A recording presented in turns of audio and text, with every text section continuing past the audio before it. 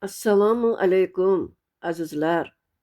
Sog' salomat, muborak Ramazon oyini kuzatib, hayit ayyomlarini yaxshiliklarda o'tkazib oldingizmi? Omon bo'ling. Endi atrofga bir qarang. Tabiat uyg'ongan, fasli bahor, olam qaytadan yasharish harakatida. Gulga burkangan daraxtlar erta meva tugib, dasturxonlarimizni bezaydi. Quyosh o'zining issiq nurlari bilan ularga ta'm beradi. Osmondan yoqqan obi rahmat esa ona yer chanqog'ini bostirib, nabodot dunyosini o'stiradi. Poyimizda ko'm-ko'k gilam. Bularning barchasi inson uchun.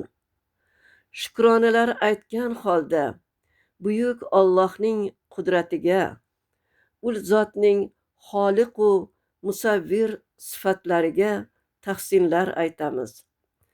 Hamd u sanolar yolg'iz unga loyiq.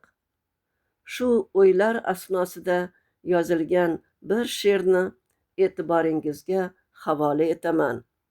Tinglab bahra oling azizlar. Bismillahirrohmanirrohim. Tabiat va iymon. Quyosh yuksaldi ko'rkam, borliq nurlandi biram, to'shaldi yashil gilam, bu bahordan dalolat. O'ynab oqar kumush suv, yuzida kezar inju, dilda kurtaklar orzu, bu bahordan sinoat. Cho'qqilarda qolgan qor, bag'ishlab o'zga viqor, bo'ysunmagan nor misol, bu bahoroydan ziynat. Tabiat bir to'lg'ondi, bori jonliq uyg'ondi, har kim rizqiga qo'ndi, yaratgandan inoyat. Ko'rib ko'zlar tinmasmi? Kufr qaddi sinmasmi? Iymon mahkam bo'lmasmi? Bu Robbimdan hidoyat.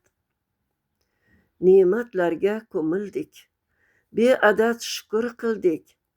Haq qayda o'qib bildik, kalomullohdan oyat. Qur'ondan bergan xabar, suyganimiz payg'ambar, ikki dunyoda sarvar, umidimiz shafoat. Qalblar to'la zikrulloh, tafakkur qil bismillah. Tabiat bori guvoh, chin iymonga dalolat. Rahmat e'tiboringiz uchun. Qalblarimizni bahor kayfiyati, yaratuvchi buyuk Allohga minnatdorlik, shukronalik kayfiyati tark etmasin. Yana she'r mulkida ko'rishguncha omon bo'ling azizlar.